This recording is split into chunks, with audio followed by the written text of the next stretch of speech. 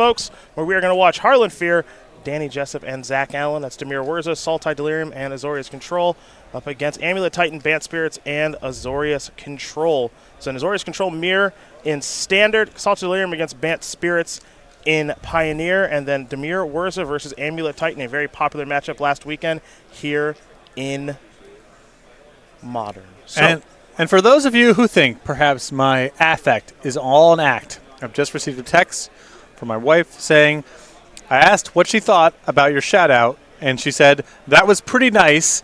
and then shouted, for you, meaning me. oh. It was nice for me, by my standards. Well, I guess that's nice, Yeah, I suppose. nice enough. All right. Danny Jessup just playing the stock best deck yet again.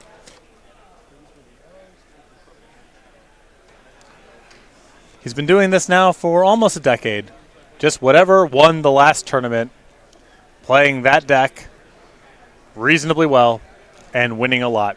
That's all he does. That's all he's going to continue to do. Is here is Mausoleum Wanderer number 2. Going to go the first one, get in for a couple points of damage, and we'll head back over to Jessup. Certainly playing one of the better decks in the format. Is it the best deck? I don't know, but it's pretty darn close, and he does have a history of playing mid-rangey strategies like Sultai Delirium rather well. That is an Overgrown Tomb. This looks to be a Walking Ballista, which is going to kill one of those Mausoleum Wanderers. So we're going to head back over to our Bant Spirits player here in Benjamin Feingersh. Yeah, I think Danny just wanted to make a quick check there to make sure there wasn't some sort of onboard element to that made the Ballista not work, but easy trade with the Mausoleum Wanderer. This is the Eagle. To the skies we are going to go, so that Mausoleum Wanderer is going to get a little bit larger, and we're going to head back over to Danny Jessup.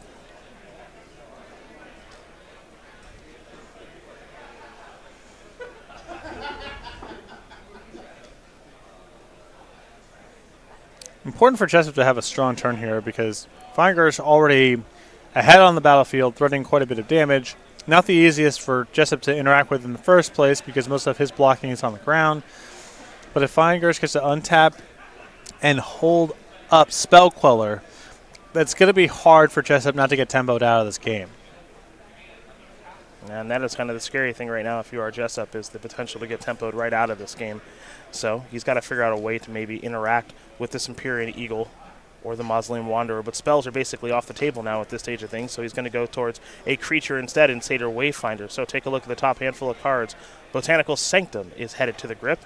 Emrakul, Fatal Push among the cards that are going to the graveyard. Suppose we can't forget about the Uro as well.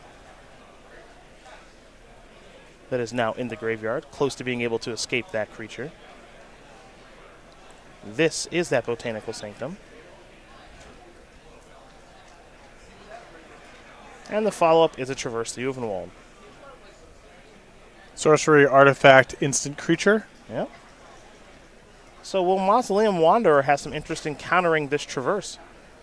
And Feingersh says no, that's totally fine, so.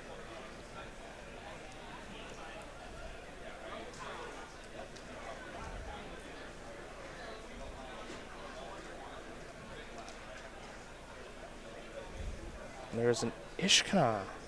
Been a while. Widow. It has been a hot minute since we have seen this card. And it is a rather good one here in Ishkana. So we'll get that up for those of you who might be unaware exactly what that giant spider does do. In the meantime, we head back to our Bant Spirits player.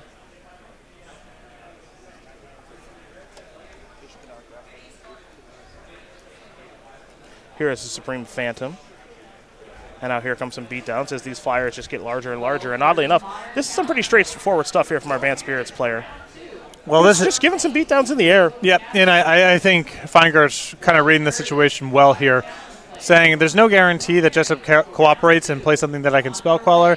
And with Ishkana looming 2 turns from now, the best thing that I could do is just get lethal onto the battlefield this turn. Mm-hmm. So foregoing the Spell Queller plan of leaving that up as a source of permission and instead saying let's go beatdowns before you can deploy Ishkana with Delirium. And Jessup's plays have been so soft now for multiple turns that it would be hard to imagine he has removal in hand unless he just drew it this turn. Mm-hmm. So if his plays are just some fumbling of material and some blockers on the ground this turn, as it has been for the previous turns, this line of play should be enough for Feingersh to get the check mark next turn. Currently 8 points of power in the air for Feingersh as well, which is worth noting. So it's not hard to cross the finish line as Jessup is going to sacrifice a Fabled Passage. This is a snow, just a normal island, pardon me. I suppose it does have some snow on it, but it is just a normal island from Ice Age. Easy to confuse the two. It's not snow covered. It's just snowy. It just has snow on it, yes. You're dead. Yeah, I think that's potentially D on the B. And the reason I say potentially is because you're going to gain 3 life, you get to draw a card, and maybe there's the ability to play a black land and a fatal push, but it doesn't look like it now. And by my math, I'm counting a lethal attack here. But, I like Jessup making Feingersh figure it out. Only takes a couple more seconds. Feingersh does see the lethal attack, and that's going to do it. So, Bant Spirit's up a game here over Sultai Delirium very quickly in our Pioneer matchup. Bant Spirits is a deck that is picking up in popularity right now, doing fairly well across the Players' Tours regionals that are taking place with a good friend of ours from the Maryland area, Tommy Ashton. Yeah. In the top 8. Standerson, yo. In the top 8 of Players' Tour Phoenix right now with Bant Spirits. He came around to this deck, as many have been doing it recently, and Feingersh is also having a very nice weekend with the deck. For now, though, we will turn to Jessup and his sideboard, where we have 3 Leyline of the Void, 2 Mystical Dispute, 2 Dampening Sphere, and a lot of one-ofs here, an Abrupt Decay, Assassin's Trophy, Reclamation Sage, Unmoored Ego, Disdainful Stroke, Vivian Reed, Ultimate Price, and a Witch's Vengeance, a card we don't see a ton of. I mean, Assassin's Trophy, Abrupt Decay, I think there's probably enough targets for Mystical Dispute that it's worth bringing in as well. Ultimate Price is probably fine. I think I'm a pretty big fan of Witch's Vengeance here as well. Creatures of the creature type of your choice get -3/-3 until end of turn. I think there's a lot to like about that card in this matchup. For sure. I mean, there is some issue of with it getting outpaced by some of the lords and being kind of a big chunky thing for Spellcaller to tag. But, yeah, I mean, the ceiling on that card is extremely high. Taking a look at Feingersh's sideboard, 4 Mystical Dispute, 2 Rest in Peace, 2 Deputy Detention, 2 Devout Decree, 2 Disdainful Strokes, along with an Avacyn, a Declaration of Stone, and a Settle the Wreckage. I like the Disdainful Stroke in this matchup. There's probably enough threatening expensive cards, Ishkana, maybe even things like Vivian Reed in the sideboard as well. I like Deputy of Detention in this matchup. If Jessup's playing anything to interact, it's probably blocking on the battlefield. I don't know. You could keep it. You could really keep this fairly tight. I mean, Declaration of Stone's reasonable as well, but it's, if Jessup's creatures are all on the ground, there's some value in being able to interact with them, but it's not like there's a lot of pressure to be able to do it. But I like a little bit of answers to the battlefield. I think the Archangel Avacyn's probably solid in this matchup too. Well, those are your options there for both players. Game number 2 will be underway here in just a moment. We'll see if we've got any updates on our other matches as well here in just a sec. But while we work on that, we do want to let you know the Season 1 schedule here for the SCG Tour. Columbus, we crowned champions. Harlan Fear was your champion there, alongside a couple of fantastic teammates. In Knoxville, we had Erin Barrich. She got the job done, won her 3rd SCG Open, alongside, of course, that invitational win that she had a couple of years ago. So she is becoming more and more accomplished here on the tour. And you can add to her resume a top 4 at SCG Richmond last weekend. Still in top 4 contention is Barrich this weekend here in Philadelphia, along with the 2 teams we're watching under the lights right now. And then a couple weeks from now, we're going to Indianapolis, buddy. Yeah, that'll be an individual Pioneer Open. After that, regional championships. You can head over to go.sarcygames.com/regionals for more information. This previous Friday, we released all the information, including sites. That format will be modern, and again, March 7th. After that, Baltimore for a Pioneer Open, and then a Modern Open in Syracuse. That'll take us to April, where we have Atlanta, Worcester. We'll go to page 2 here. Trying to think where we go after that. Cincinnati, Louisville, Philadelphia. And after all that, that'll take us to SCGCon Summer, featuring the Star City Games Invitational. That's June 11th through the 14th, the Berglund Center in Roanoke, Virginia. Well, game number 2 about to be underway between these players. Game 1 between Harlan Fear and Rodney Bedell still taking place. That's Demir Werza versus Amulet Titan. And then for Zach Allen and Alexander Chen and Azorius Control Mirror, well, we're probably going to be there for a while. So we'll see what happens there. And if we have time to jump that way, which I think we will, of course, do so. For now, we continue to put our attention towards Pioneer. Very popular format. Players Tour events are being played there. And Danny Jessup playing Saltide Delirium here this weekend. 27-year-old from the New York area with 9 opens played last year. Pretty modest for him. Normally used to seeing him play a lot more of them, but he always likes to see how things are going at the beginning of a season, and if he's off to a good start, you'll see him at basically every event. And, he won an open alongside Harlan Fear and Zach Allen the first weekend of the year. So, yeah, he's back. Right. We talked a little bit this morning at the Dunkin' Donuts Northeast Institution, and I asked him how he was going to go at it, and he said, it was sort of dipping the toes in the water, wanted to see how the first couple of opens went before deciding. Well, those opens went pretty well, and now I think he's going to be making a push to return to the Players' Championship. 4 invitational top 8s on the resume, nothing to sneeze at. Doesn't have a win just yet, unfortunately for him, but I wouldn't be surprised to see him add that to his ever-growing resume with those 18 top 8s. 2 open wins, one earlier this year, and perhaps he has another open win and top 8/4 this weekend in Philadelphia. The team that he's alongside, again, they've already won an open this year, and they're looking to win another one. Harlan Fear and Zach Allen. A very good squad, and at 10-1-1, currently sitting in first place here in Philadelphia. And if the modern match is going on for a long time here, game number 1, probably a good sign for Harlan Fear. Yeah, you would think so. Short games are bad news when you're playing against Amy the Titan, but Demir Werza takes a little while for that deck to close it out. Yeah. Especially in that matchup. So, Well, I suppose it could be a Field of the Dead game. Not that Amulet Titan is helpless if it goes long. Yeah.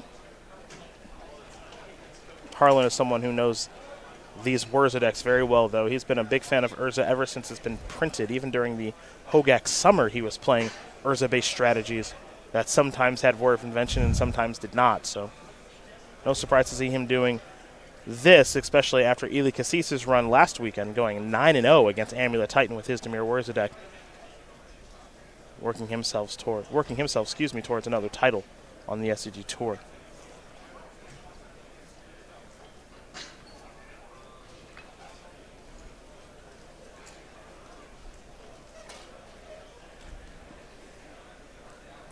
Both these players will take a look at their openers here in just a moment. Looks like Jessup is unhappy with his, so he'll send it back right away.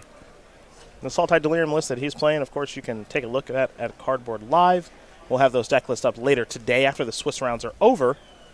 For those of you data fans out there, we type them up in the morning. We publish them once we decide on our top 4 or top 8, depending on the tournament. Once those Swiss rounds are over, don't want to give anyone an unfair advantage out there. And there you go. It's one of the joys of the SCG Tour. Getting down here bright and early, Sunday morning, punching up deck lists. Just reading, the interesting tidbits. Yeah. If you play 61 cards and you make day number 2, really good bet that you give the coverage team a chuckle in the morning. We appreciate it.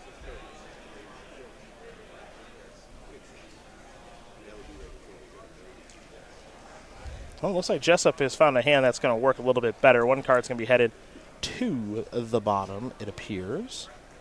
Perhaps 2. Either way, some cards are going away here for both players. Banned Spirit's an interesting deck, and so far it's pretty straightforward stuff. Some creatures, a little bit of disruption. That's it.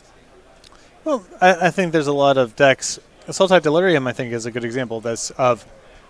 You assume that one of the ways that you're going to be able to gain control against creature strategies or more aggressive strategies broadly is chump blocking. You muck up the battlefield and your opponent can't really proceed.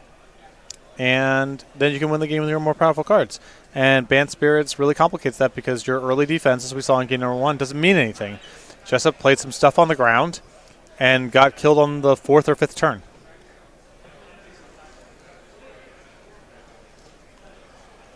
Mausoleum Wanderer is where things do start here for Feingersh. For Jessup, it looks like it's going to be a Traverse. It's his first spell of the game.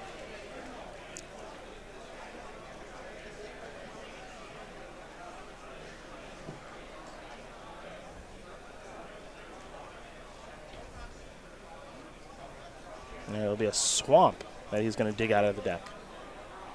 Overgrown Tomb helping to facilitate this Traverse the Uvenwald. An Ice Age Swamp that is not confusingly covered in snow in the art. Breeding Pool will enter the battlefield tapped. We're going to head back over to Feingersh. Spectral Sailor in. Going to get that second point of damage in thanks to the text on Mausoleum Wanderer. And now it'll be a Temple Guard that enters the battlefield tapped. So we'll head back over to Jessup. Fatal push the draw here. There is an island, so that Swamp still in the hand. Interesting here from Jessup because it is theoretically a spew of information that land number 4 is already accounted for. Probably doesn't matter that much if you're playing Uro. You can just play the Swamp tapped, but yeah, not that bad. You get to play the land does enter that untapped. So setting up for a potential draw, or actually already has Fatal Push rolled up. So excuse me. Still a lot of signal given away there, but that's the possibility here. I like pushing right away here, not getting too cute with it to take care of the Mausoleum Wanderer. Spectral Sailor, only creature left on the battlefield now here for Feingersh, who will play a Glacial Fortress. Enters the battlefield untapped for multiple reasons. The Eagle, pre-combat, the attack, 4-2 with the Sailor. And we're headed back over to Jessup, whose hand right now is not particularly good, though perhaps Jace Vryn's Prodigy, the draw step for the turn, can find some things to do. Yeah, you just look up and down this deck list. I mean, Corsair Crewfix, Tireless Tracker, Uro, Scavenging Ooze, Satyr Wayfinder. That's kind of like a who's who of cards where you assume you're going to be able to block against aggressive strategies. And that is completely off the table in this matchup. And you can tell Jessup is really floundering to stabilize these games at all. And Jessup with another copy of Uro. Put a Fabled Passage on the battlefield, sack that passage, get a basic island, enters the battlefield untapped thanks to the number of lands that are on the battlefield, and now deploy that Jace Vryn's Prodigy. So 2 copies of Uro in the graveyard. And now here's a main phase Collected Company. Not going to get too cute with the instant. Don't always have to play instants at instant speed. Can be played on your own turn as a sorcery. And that's exactly what we're going to see here. So, Deputy Attention among the cards. Ooh, that is a big hit here. And it looks like it's going to be the Eagle and the Deputy off of the Company. Deputy will take care of the Jace. Eagle will grow the team. And here come the beatdowns. 6 in the air.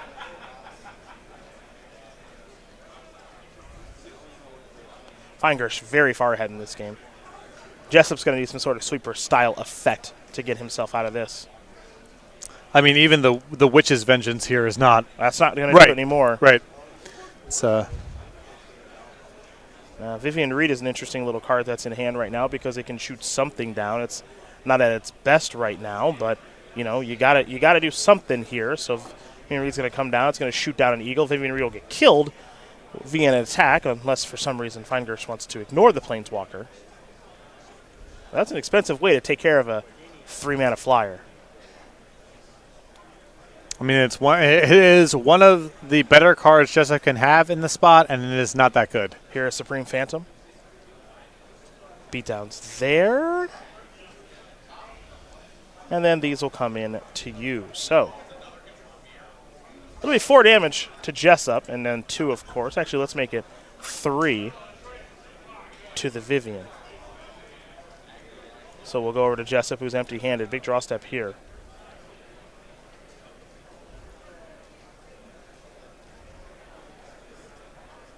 Well, there is Uro. Escape away the rest of the graveyard. Opportunity to draw a card. Gain 3 life, and play a Water Grave tapped. Breeding Pool tapped as well. And Jessup, all he can do is pass the turn back.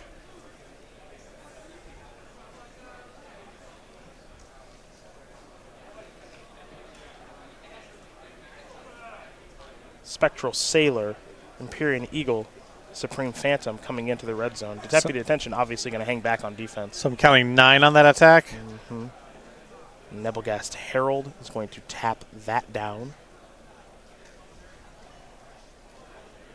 Yeah, this is quite the beatdown here from Feingersh. Not even close to close. No, not close really at any point. So Benjamin Feingersh is going to win this match here over Daniel Jessup, 2-0.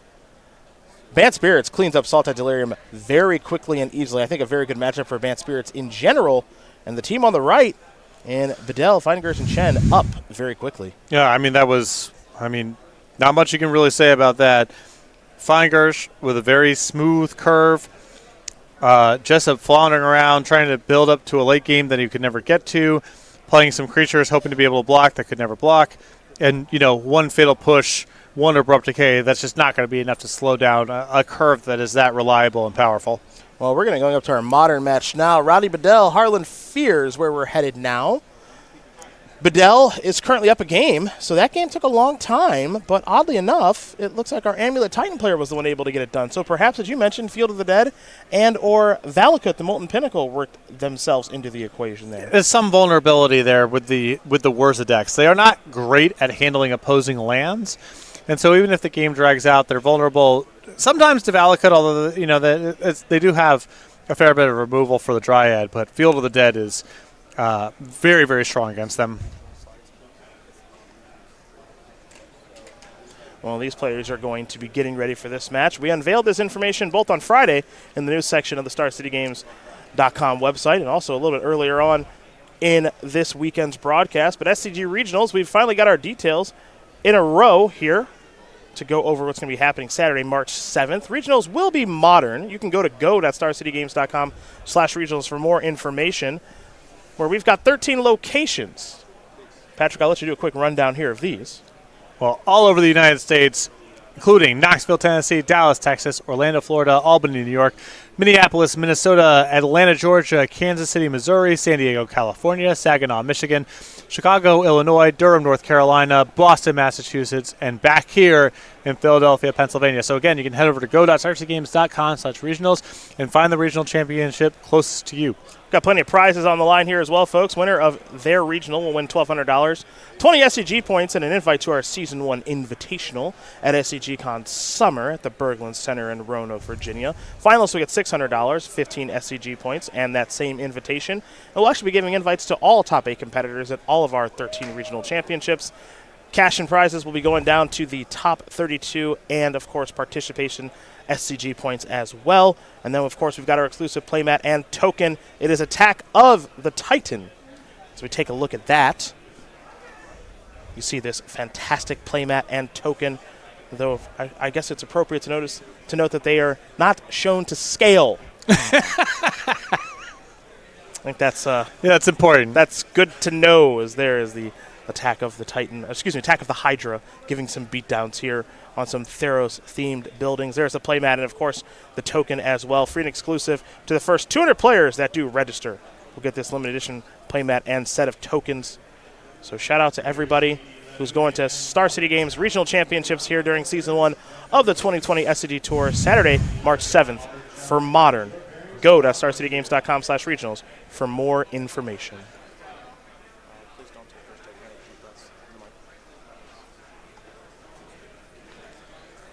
Harlan, Rodney, game number 2, about to be underway. These players look like they are finishing up taking a look at their opening hands.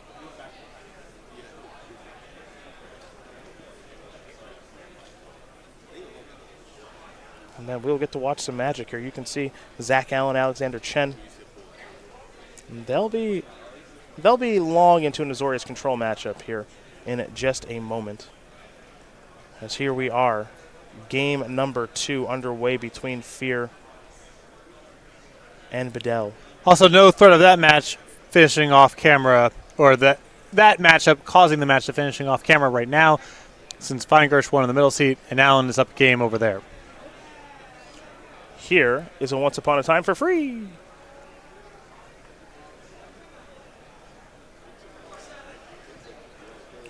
There's Secure a Tribe Scout.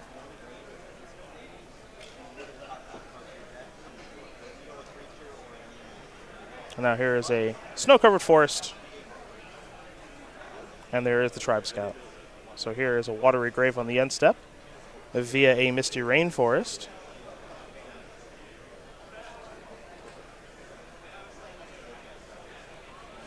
So Harlan's sort of suggesting here that he has a big plan for that Mishra's Bauble, because normally if you have a fetch land, you check out the top of your deck and you decide whether or not you want to shuffle.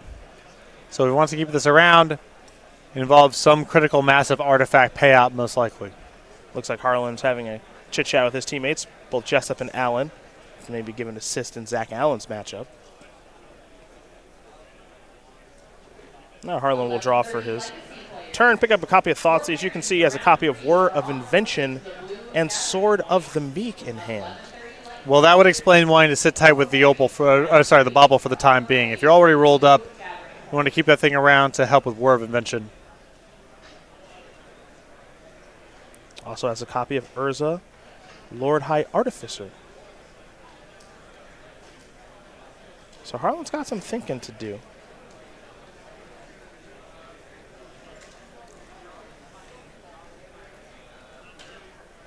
The scary thing here is that it is possible to have a turn 2 Titan, depending on exactly what Rodney's hand does look like off of a start like this. So does Harlan want to fire off the Thoughtseize now, or perhaps wait for maybe the following turn? It looks like he wants to wait, as he will deploy a Sword of the Meek and hope that things don't go too wrong on this, the second turn for Rodney. Yeah, I mean, that's a huge call that you had to make there.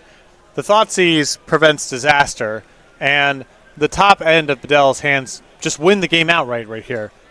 But it is so mana inefficient to spend your turn Thoughtseizing, especially when here is trying to kind of set up shop here where tap out every single turn, develop your base of artifacts, such that you set up a threatening Whir of Invention as soon as possible. So even early on in the game, his mana is really at a premium. He doesn't want to play inefficiently, and so if he can avoid Catastrophe this turn, he's in much better shape for having played the Sword. And it looks like he's going to get out of this turn just fine. Yeah, just a once upon a time on the main phase, revealing a Gruul Turf. Gruul Turf can be placed onto the battlefield via that Sakura Tribe Scout that is active now, but not a scary turn at all if you are Harlan Fear. You have the ability now to just play a Misty Rainforest and pass the turn back and respond in kind. So here is that Sakura Tribe Scout activation. See if Harlan wants to make a move or not. And it looks like he does. So he'll sacrifice the Misty Rainforest, and he's going to whir. But what will he whir for? Now, it could be as simple as Thopter Foundry, and right. It is. Okay. Harlan already has Urza in hand, so he is set up for next turn. I guess the only question now is, does he have the 4th mana source to deploy Urza? Yeah, he's rolled up. I think this play is way too risky if you don't have mana number 4. Sure. You have to be cinched up to justify not casting a Thoughtseize for 2 turns. Yep, and you see the Scalding Tarn alongside the Thoughtseize and the Urza. So what that means is that next turn he's got infinite life and infinite tokens. And there's nothing that Amulet Titan can do about that. Assuming that Fear is able to make it happen. So Bedell working on his 3rd turn of the game. Access to 3 mana, at least for right now. Wouldn't be surprising for him to have more than that. You see here, Fear paid off. It was on the first turn of the game, paid off down the line for not doing anything with that Mishra's Bauble. Needed every little bit of it to be able to deploy Thopter Foundry this turn and threaten Infinite the following turn. 10 a.m. Field of players. Your pairings for round 4 are making their way to the blue gathering point. 10 a.m. Field players. But this start from Fear still might not be good enough. I mean, it folds to a lot. Okay, well, this is what I would consider to be a really nice turn a lot of the time. It's just not going to be good enough. But it's just not going to be close to good enough, like you just mentioned. You know, being able to play a land, play Summoner's Pact, play Castle Garenbrig, play a Titan, search for things with a Titan, not able to give the Titan haste because there's no Amulet of Vigor on the battlefield. But in a lot of matchups, this is a really good turn. Yeah, but just, Fear's line of play here signals a ton of strength. You know, the curve that he did of deploying a sword on the second turn and then dialing up Thopter Foundry the next turn in this matchup really only can be justified if you have the whole combo ready to go the following turn. Yeah, I mean, just putting your shields down like Harlan has this game and not even firing off a discard spell. I mean, really not interacting at all this entire game. I mean, his curve was turn 1, do nothing, turn 2, do nothing, turn 3, do nothing. How dare you talk about Sword of the Meek like that? I mean, it's going to be something soon. It's just not anything now. Simic Growth Chamber and Breeding Pool. So this is signaling Pact-in Engage. I was going to say that this is, if you're Harlan, you don't like seeing those lands because those are the lands of someone who has a passive negation. Yeah, and Harlan is immediately going to go for Urza anyway, and I would be surprised if this resolved. Well, the die is cast. I mean, Harlan has taken the line that he's taken. He can't back off now in Thoughtseize. He's dead to the table. Mm-hmm. Well, I don't know if I necessarily agree with that. I wouldn't say that he's... If Triangle Titan gets to attack the turn, I don't think he's dead. I mean, there's a shot. There's a pretty good chance that he's going to break up some part of your shop. Maybe he doesn't kill you, but are you really anticipating going to your next turn with all of your tools ready to go if you just cast Thoughtseize? I wouldn't even... So if my assumption is that my opponent has Pact Negation in their hand this turn, then what I would have done is just play Talisman of Dominance and pass the turn back. My opponent gets their shot in with Primeval Titan. I Thoughtseize them, and then I play Urza, and then I do my thing. Because I have 5 mana now. Sure. If you just don't think your opponent has Pact Negation, you just want to go for it, that's fine, because I do not believe that Rodney is going to kill Harlan the next turn. I don't think there's any lands that he can get that are also scary in the face of that situation, because the best he can do is Teleria West for Pact Negation, which you can blow up. Now, if you have a fear of Engineer Explosives, that's a different conversation. Or he can set up, like, pick up a Teleria West and go get a Reclamation Sage through Summoner's Pact. And then you still don't, you're not rolled up again. That's also a fear. Yeah, that's also a fear. But Harlan decided to just go for it. It obviously worked out, which means that maybe getting those blue lands was purely a bluff from Rodney's side, which was, I think, also, if you have nothing, that's also totally fine. Right. I mean, Harlan's line has suggested such strength leading up to that point that the only thing you can really do, if you can't interact, the only thing you can do is at least put up some appearances and make him deviate, which is what happened. But I think Harlan's position was, one, I've already kind of gone down this road, and two, there's no guarantee that if I Thoughtseize, I get to next turn alive and with all of my pieces still ready to go. So my best spot is to take a stab at it right now. He went for it. Bedell did not have a Pact Negation, and we're going on to game 3. That and we are indeed doing. So Rodney Bedell will be on the play here for game number 3. Harlan Fear wins game number 2. And for the team captain of Team Nova, we learn a little bit more about him, the 25-year-old from Charlottesville, Virginia.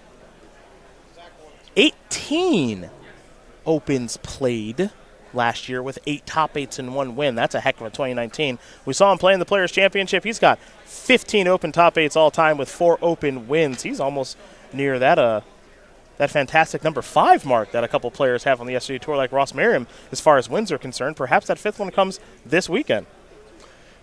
We talked a lot about Dilks' 2019, but Harlan's was comparable. I mean, 18-8 with a win that's an incredible conversion rate.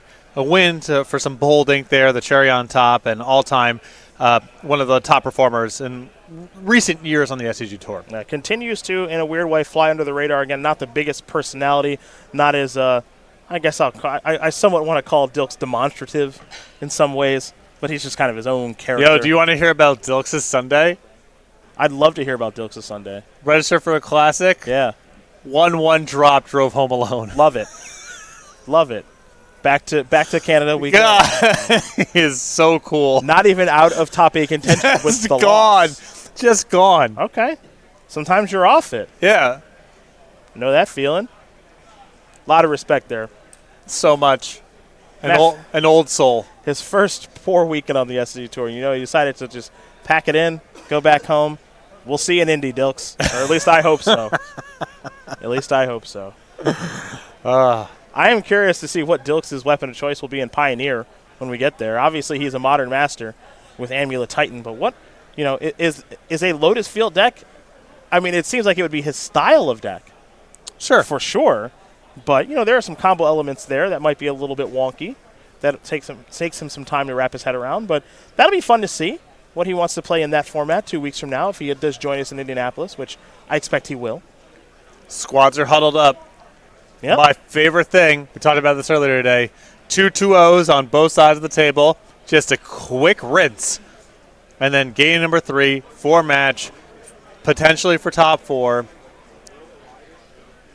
And everyone's huddled up here. Harlan going down to 6 cards. Yeah, Zach Allen has made his way over as he won his match 2-0 over Alexander Chen very quickly in the Azorius Control Mirror, which I'll be honest, if I had to pick a favorite in that match, it's hard for me to lean against Zach when it comes to playing these blue-based control strategies. It's what he loves to do. Loves it. Yep. Loves it. There was a game I was actually watching Zach play yesterday. He was playing its mono red, and he made a few minor mistakes, and boy was he frustrated with himself. Like really, really mad with himself about some of the minor mistakes that he was making. As here's a once upon a time from Rodney to kick off game number 3. Yeah. Forgot to attack with a couple little soldier tokens from the Castle Ardenvale before playing a Shatter the Sky, which would have knocked his opponent's Teferi from 3 to 2, and was just furious. So he wants to be one of those great control players out there. Yeah, speaking of, I similarly was in the pit watching Zach Allen, who forgot to tick up his Teferi in a spot that was completely irrelevant. Sure. And he was so mad. Yeah.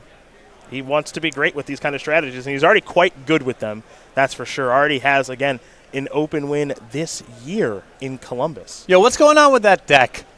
Yeah, I'm not quite sure what that is. You want me? Yo, someone talk to... There we go. Probably clean that up a little bit. There we go. That's good. Here's a Thoughtseize. Selesnya Sanctuary. We're just doing things at random. There we go. Selesnya Sanctuary, Engineered Explosives, Teleria West, Castle Garenbrig, Dryad of the Elysian Grove, and a Dismember. Not the most explosive of hands. Yeah, that lands on the battlefield. It's a little bit more cleaned up now. Wasn't the prettiest thing that first turn.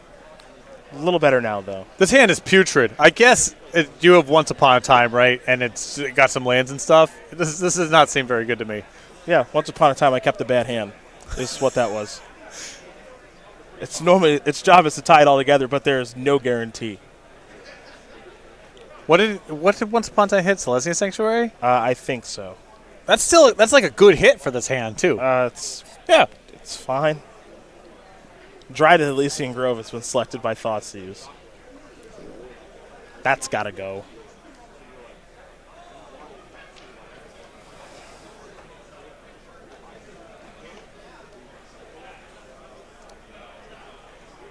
All right, we're heading back over to Bedell now. Slicing the Sanctuary might be the land for the turn. It is. Kidding. I bet that we're having one of these matches right now where there's just a whole chatter going on with that team. Yeah. It looks like Alexander has nothing to say. We'll see. We are thinking about playing 3 different lands this turn, so I'm curious to see what the plan is here for Rodney.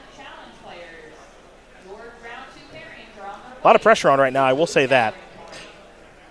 Sitting at 10-2. I imagine X and 3 is probably going to be good enough for top 8, but winning this match will be one gigantic step closer. I mean, realistically, you win this match, you lose, you're probably still in, and you could draw next round too. So this is very much a win and in. Yeah, a lot on the line here. There's Castle Garenbrig going to enter the battlefield untapped. Now there is an Engineer Explosives on 2. Getting that in now to be able to blow up Thopter Foundry, Sword of the Meek, and what other 2-mana permanents join. Won't be able to kill that Arkham's Astrolabe, though. That'll come down. And now here is an Inquisition of Kozilek. So we'll get a look. There goes the Dismember. Gemstone Mine was the draw for the turn, along with Teleria West and Selesnya Sanctuary. It's a handful of lands for a deck that plays a lot of them as we head back over to Rodney Bedell. The land for the turn is that Gemstone Mine. Yeah. Use a mining counter to transmute Teleria West. We'll see what TOS wants to find. Summoner's Pact, Pact Negation, certainly options. Could be a land as well. It will be Summoner's Pact. We know the versatility of that green tutor. So we head back over to Harlan Fear. Harlan picked up a copy of Thoughtseize for the turn.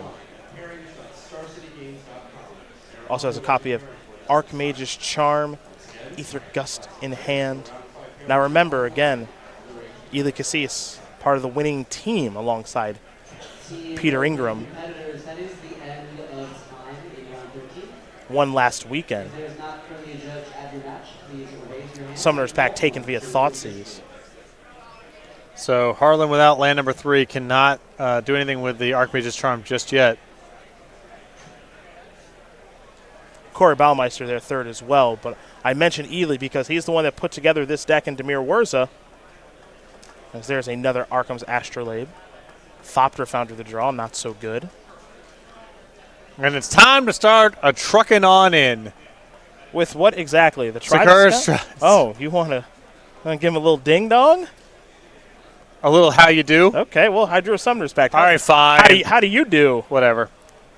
Less cool than attacking, I suppose. It's fine. Prime time.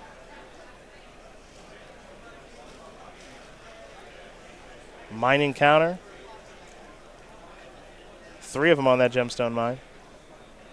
That's a good way to remember Pact. Good use of I like good use of a teammate there. That is useful. And here we go. Now it's prime time. Cavern of Souls, I'm sure naming Giant. And now it is prime time. So, it's time to search it up. Now, what do we want to search for? So did that Tribe Scout get in for a point or not? No, put a land on the battlefield. Okay. I was going to say 13 to 12 is a precious point right now. It's not nothing. Yeah. I'll give you that. That's evenly divisible by 6, conveniently the amount of damage that Primeval Titan or 2 Valakut triggers deals.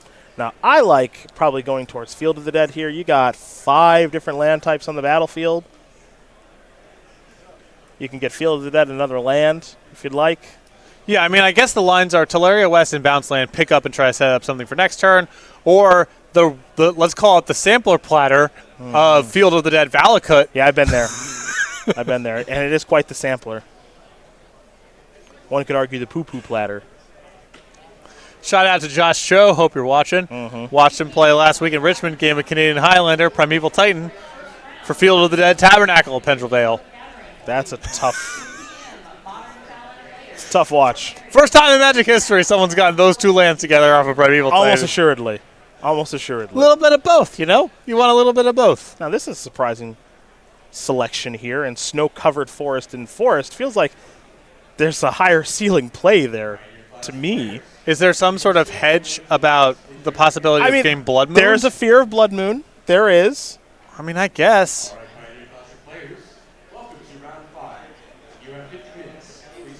I mean, I guess that seems super conservative here. If I'm Harlan, I'm pretty happy with that. And the main reason is because Harlan has a copy of Aether Gust in hand. So what he'll be able to do is once the pack is paid for, Rodney will have the opportunity to draw his card, and then inside the draw step you can gust it. You can gust it on upkeep if you'd like as well. I think you're probably better holding off. I think you want to hold off. Well, if you gust on upkeep, I guess. They can't redeploy. Right, yeah, you get a turn. Yeah. 9:30, 2-headed giant players. Your pairings for your 4th and final round are being posted at the blue. Yeah, the risk of letting him take a draw here is that he could spike something that plays back. Draw Blue Pact, right. For example. There are some cards that could be drawn here that are a little bit scary. And there's a gust. Do it to him. Do it to him. What is this? Once Upon a Time in Response. Okay. 1, 2, 3, 4, and 5.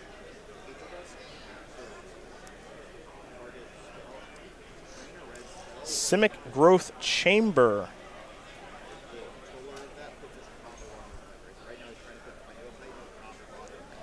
So, Growth Chamber's in the hand.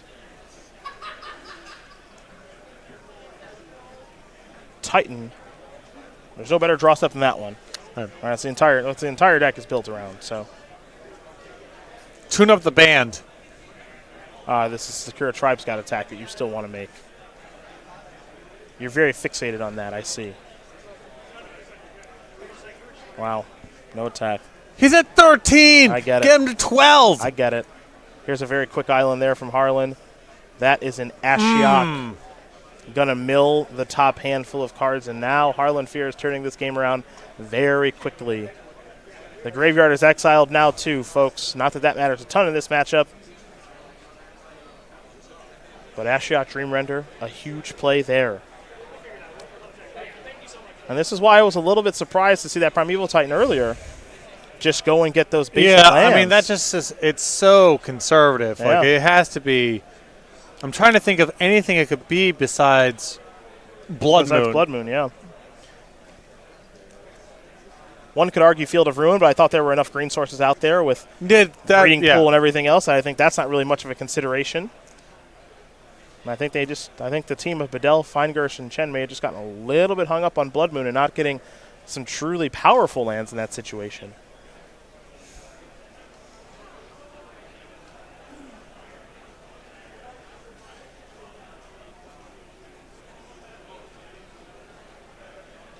Looks like the follow-up here, some mana is being tapped.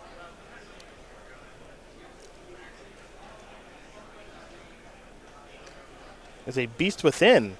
Okay, not a bad top deck to take care of Ashiok. Seen worse. We'll get a Beast token out there for Harlan Fear. He'll have a 3/3 on his side of the battlefield now as Todd Anderson joins the fray. And now Harlan's going to bring himself down to 12 on his own via a Misty Rainforest fetch. However, what he's fetching is not just any normal land, my friend. Oh, yeah. It's, quite a lot attached to an island. Yes. Ether Gust is going to go back. Now Harlan will draw that for the turn. Now Harlan can continue to set up shop. He's going to come in here for 3 points of damage. Padesh is going to fall down to 14. Now, Harlan will have some difficulty setting up the Thopter Foundry Sword of the Meat combo here because of the explosives that's on the battlefield. As here's a copy of Once Upon a Time. Might be worth, well, interested to see no fight over that. Because the Archmage's Charm can counter Once Upon a Time, but cannot counter a creature that comes off of it because of Cavern of Souls. Well, of course, Cavern of Souls can name a thing and then you can deploy it. Gust can give you some protection there, though, for a turn. Teleria West is going to get transmuted.